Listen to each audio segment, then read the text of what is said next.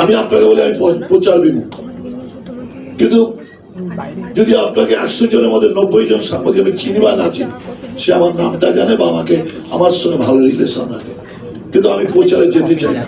কারণ আমি দেখেছি যে আমার সঙ্গে তার বলবে না, সে হয়তো তার যে মাথার উপর যে আছে তাকে যে নিয়োগ করেছে তার কথা মতো মিথ্যা দেবে। একটা জায়গায় বিশ্বাস করুন, মিমি চক্রবর্তী দাঁড়িয়েছিল ভাঙড়ে, ও চিন্তন আমি ভাঙড়ে যেহেতু প্রত্যেকটা অঞ্চলে নিয়ে গেছিলাম, সেই অঞ্চলগুলোতে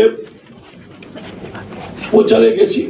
প্রচারে যাওয়ার পর সে একটা বিধানসভায় 1,11,000 ভোটে জিতেছে।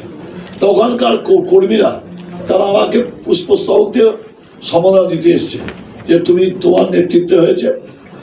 2-3টে সাংবাদিক ছিল ভাঙড়ে, আবার কর্মীরা মানে নেতাদের দোষ আছে, তারা সবসময় কিছু না কিছু সাংবাদিক নিয়ে করে তারা সহকর্মীদের বেশি পছন্দ করেন না।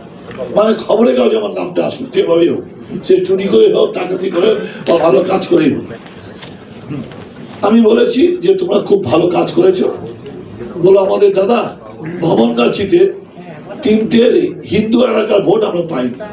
আমরা আমাদের এমন ব্যবস্থা করতে হবে যাতে ওদের পাশে থেকে ওই 3টে হিন্দু এলাকার ভোটও যেন ওদের না দেয়, আমাদের দেয়, তার ব্যবস্থা বলে দেওয়া হলো। আমি হিন্দুদের বলেছি ভোট দেওয়া যাবে না।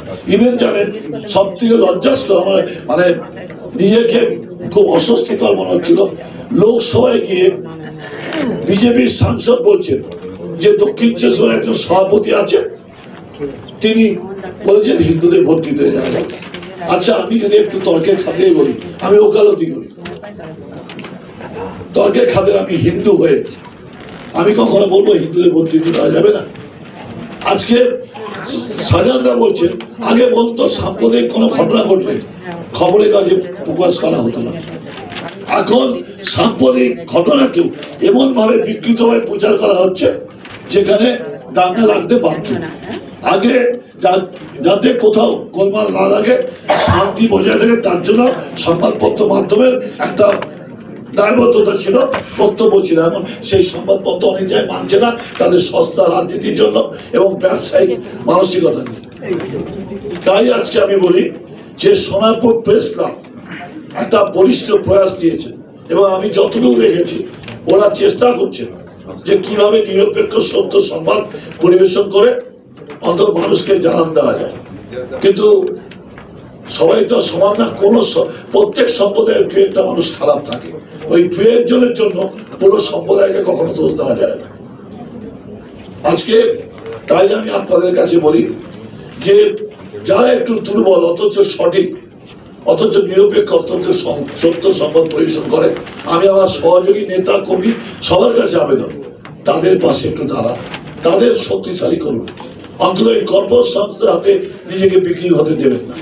আমি জানি যে পয়সার দরকার আছে, জীবিকার দরকার আছে, টাকা পয়সার দরকার আছে, যে তারা সেইভাবে টাকা পয়সা পায় না। কিন্তু একটা কথা বলি, একদিন করতে করতে কিন্তু আপনি এক জায়গায় পৌঁছাবেন। আমি অন্তত জীবনে বিশ্বাস করি a man lives in deeds not in years. একটা মানুষ কত বছর বেঁচে থাকলো সেটা তার পরিসংখ্যান না, তার পরিসংখ্যান হচ্ছে তার কর্মকাণ্ড। অমর হতে হলে অমৃত পান করার দরকার নেই, কর্মকাণ্ডই যথেষ্ট। আজকে তাই আমি আপনাদের কাছে বলবো, যারা সোনারপুর প্রেস ক্লাবের সঙ্গে যুক্ত, যারা আমরা শুভাকাঙ্ক্ষী, যারা আমরা আশীর্বাদক, তাদের সবাইকে একযোগে চেষ্টা করতে হবে।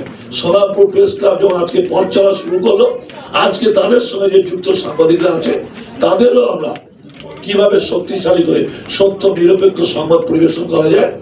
আর আমি বলি বড় সংবাদপত্রগুলো যদি কোন বিকৃত সংবাদ পরিবেশন করে, আপনার সেই স্থানে গিয়ে পরখ করে আপনার সেখানে সেই সংবাদটা পরিবেশন করবেন।